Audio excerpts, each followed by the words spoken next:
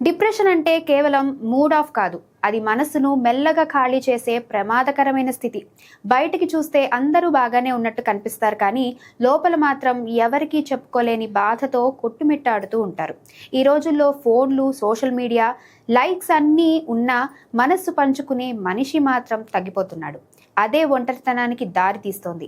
నిపుణులు చెప్తున్నది ఒకటే: ఎప్పుడూ విచారంగా ఉండటం, ఏ పని మీద ఆసక్తి లేకపోవటం, భవిష్యత్తుపై ఆశ కోల్పోవడం ఇవి సాధారణం కాదు. ఇవి మెదడులో రసాయనాల అసమతుల్యత వల్ల వచ్చే తీవ్రమైన సమస్య సంకేతాలు. నేను పనికిరాని వాడిని అనే భావన వస్తే అది రెడ్ అలర్ట్. ఇలాంటి సమయంలో వెంటనే మానసిక వైద్యుడిని సంప్రదించడం తప్పు కాదు, బలహీనత కాదు.